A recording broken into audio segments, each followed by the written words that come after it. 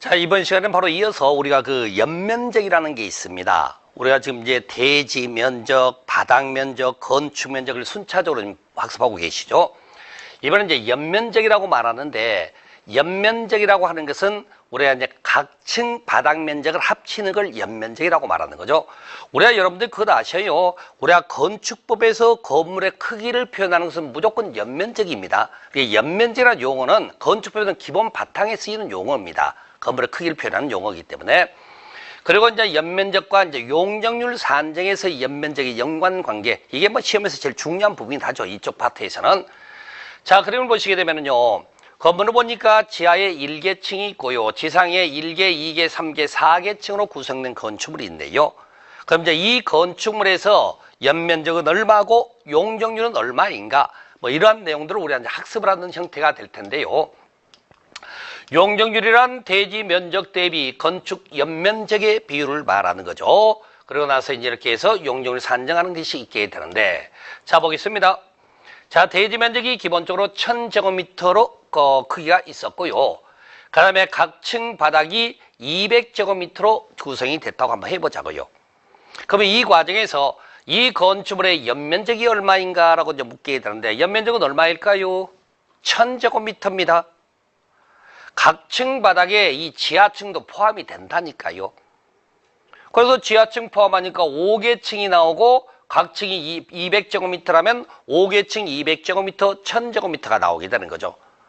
여러분들 지하층 배웠던 거 다시 한번 정리 한번 해봅시다.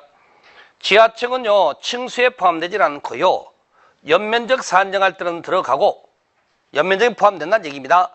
다만 용적률 산정할 때 연면적에서는 지하층 바닥 면적을 빼는 거거든요. 그러면 여기 보세요. 이제 그 용적률 산정할 때 연면적 빼는 거, 지하층 바닥 면적 빼고 하는 겁니다. 그러면 대지 면적분은 이제 연면적이 용적률이 나오는데 지하층 빼라고 그랬어. 빼고 나면 나머지 이제 지상층에 있는 것만 가지고 계산하게 된다, 그 얘기입니다. 그래서 봅시다. 이제 우리가 용적률 산정할 때 연면적은 얼마냐라고 이제 보게 되는 거죠. 얼마라고 해야 돼요? 200을 빼고 나머지 800이네, 800. 그러면 대지 면적이 1000제곱미터고, 1000제곱미터, 그 다음에 용적률 산정의 연면적은 800이죠. 1000분의 800이니까 80%라는 숫자가 나오는 거죠. 용적률 80%라고 칭하게 됩니다. 그래서 이때 이제 여러분이 우리가 이제 각층 바닥을 다 합쳐서 계산을 하되, 연면적에는 용적률 산정 과정의 연면적에서는 제외되는 걸 암기를 여러분이 좀 하셔야 됩니다. 그래서 지하층 면적 빼게 돼 있고요, 지상층의 부속 용도 주차장 면적도 빼고, 초고층 건축물 또는 준초고층 건축물의 피난 안전구역의 면적도 빼고, 그 다음에 경사 지붕 아래 대피 공간 면적도 빼는 겁니다. 그러고 나서 나머지 면적만을 가지고 우리가 용적률 산정할 때 연면적으로 포함하게 돼 있다는 거죠.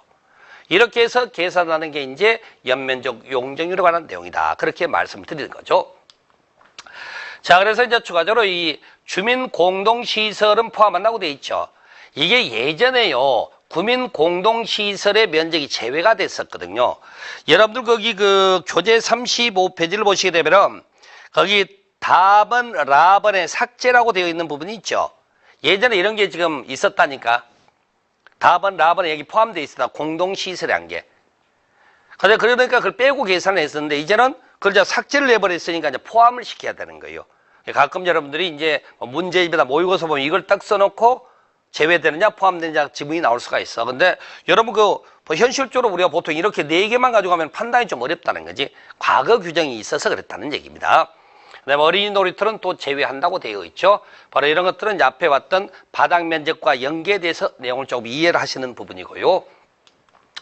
자, 그럼 봅시다. 여러분들이 지금 우리가 지금 이렇게 2개 동으로 구성된 건축물이 있습니다. 똑같은 건축물의 모양입니다. 그러면서 이 건축물에 있어서의 용적률이 얼마인가라는 그런 형식의 시험 문제가 있다고요. 바로 그걸 제가 지금 설명을 좀 드려볼까 싶어서 하는 겁니다. 자, 대지 면적은 일단 500제곱미터가 주어졌고요. 그 다음에 각층 바닥은 200제곱미터로 설정이 됐답니다. 그러면 지하층부터 해서 이제 6층까지 층수로서 이렇게 각층 바닥이 이제 200제곱미터라는 거죠. 그러면서 자, 1층은 주차장으로 쓰고 있네요. 보니까 1층은 둘 다 주차장으로 쓰고 있다는 거죠. 이렇게 됐었을 때 이 건축물의 용적률이 얼마인가라는 그런 형식의 시험 문제가 나오는 거죠. 자, 공법도요, 우리가 그 계산하는 그 수식 문제라고 그러는데요. 계산하는 형태의 문제가 두 문제가 구성이 돼 있어요. 한 문제는 국토계획법에서 어떤 용도적이 주어졌을 때 그 땅 안에 건물을 짓는다면은 최고 크기 얼마까지 지을 수 있습니까? 라는 문제가 하나고, 그 다음에 두 번째는 건축법에서 이렇게 건축물을 줘요. 건축물을 지어놓고 이 건물의 용적률이 얼마냐, 또는 경우에 따라서 증축이 가능하다면 얼마까지 더 증축할 수 있느냐, 이런 식의 문제가 나오는 겁니다. 근데 결론은 같아요. 연면적 계산하는 거라니까. 연면적을 알게 되면 모든 걸 푸는 문제가 되는 거니까. 바로 그런 형식인데, 다만 이제 그렇게 두 문제의 수식 문제가 구성이 되어 있는데, 뭐 강의 시간에 제가 이제 그렇게 여러분에게 이제 말씀드릴 겁니다. 계산 문제라고 하지 마시라고 저는 말씀드려요. 암산 문제입니다라고 표현합니다. 계산 문제라는 게 여러분들이 개론 시간이나 세법 시간에 그 계산기 두드려가면서 문제를 푸는 걸 계산 문제라고 그러는 겁니다. 여기는요, 그냥 머릿속으로 푸세요. 그냥 머릿속으로. 그 정도로 문제가 단순하다는 얘기입니다. 이런 문제는 여러분이 놓치면 안 되죠. 어쩌면 출제위원들께서 여러분이 맞추라고 주는 문제니까. 문제 유형만 조금 아시면 되는 거예요. 아주 계산 방식이 간단하기 때문에. 자, 이렇게 이제 조건이 주어진 상태에서 이제 이 건물에, 이 땅에 지어진 건물의 용적률이 얼마냐라고 물어보는 형식이 되는 거죠. 자, 용적률은 대지 면적 대비 연면적의 비율을 말하게 됐던 것이고요. 자, 이제 계산 한번 들어갑니다. 지하층은 연면적에는 포함되지만 용적률 산지집, 용적률 문제니까 연면적을 빼줘야지. 지하층 면적을 빼라는 얘기죠. 그 다음에 지상 1층이 주차장으로 쓰고 있다면 이것도 연면적에서 빼는 거죠. 그러면 남아있는 거 한번 계산합시다. 2, 3, 4, 5, 6, 5개층이네, 5개층. 5개층의 바닥이 200이랍니다. 그럼 얼마죠? 1000이 되겠네, 1000이. 1000이 되고, 연면적이 이제 1000이 되는 거예요, 여기서는. 그리고 나서 대지 면적이 500입니다.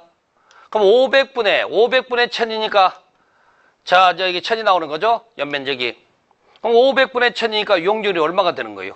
200%. 자, 이동이라고 합시다. 이동이 200%라고. 근데 지금 이 건물이, 똑같은 건물이 두 개 동이 있다면서요. 그럼 우리가 용적률을 설정할 때는 일개 대지 안에 건물이 여러 개 있다면 그 여러 개를 다 더하는 겁니다. 그 더해서 최종 용적률이 나오는 거라고요. 그럼 여기가 지금 이제 200%라면 여기도 200% 의미가 있겠죠? 그래서 두 개 더하면 얼마가 된다? 400%가 되는 거죠. 이 땅에 지어진 건축물 용적률이 얼마냐면 400%, 그렇게 표현하면 되는 겁니다. 두 동이 있으니까 두 개를 계산 같이 하면 된다, 그 얘기입니다. 복잡하게 판단하지 마시고. 자, 이런 형태로 해서 우리가 이제 연면적 용적률 산정에 관한 내용들, 이런 것들은 하나의 우리가 이제 그 수식 계산하는 형식의 문제인데, 여러분이 한번 풀어보시라고 좀 설명을 좀 상세하게 드렸어요. 이런 내용으로 받아들이시면 되겠죠. 자, 이제 그 다음에 건물의 이제 높이 산정인데요. 우리가 이제 처마 높이라는 표현을 쓰게 되는데요. 지표면부터 건축물의 지붕틀 이렇게 삼각형 모양 지붕틀이라고 합시다. 지붕틀이 있고, 이와 비슷한 수평재를 지지하는 벽깔돌이, 기둥 등이 상단까지 높이로 한다라고 돼 있다는 거죠. 자, 이렇게 한번 생각해 봅시다. 기둥이 쓰고요, 기둥 위를 연결한 보라고 그런다고, 보. 그러면 기둥 끝부분, 그 보가 놓이는 위치를 우리가 이제 처마 높이라고 말한다, 그 얘기입니다.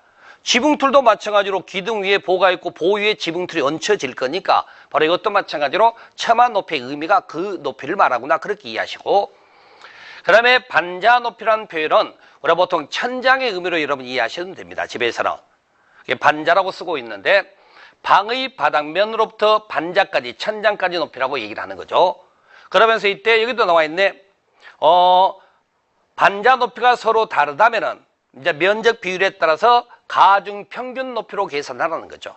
높낮이가 다르면 무조건 가중 평균 계산한다, 그런 식으로 이해를 해 주시면 좋고요. 그 다음에 층고라는 표현 나옵니다. 층고라는 것은 건축물의 일개층의 높이를 말합니다. 여러분은 어디 뭐 앉아 계신다고 합시다. 여러분이 밟고 계시는 바닥 그 윗면부터요, 그 위층의 똑같은 구조라고 가정하시고 위층의 바닥 윗면까지입니다. 거기를 가지고 우리가 층고라고 말하는 거예요. 근데 그럼 면적 계산할 때 이걸 왜 반대로, 지금 여기 층에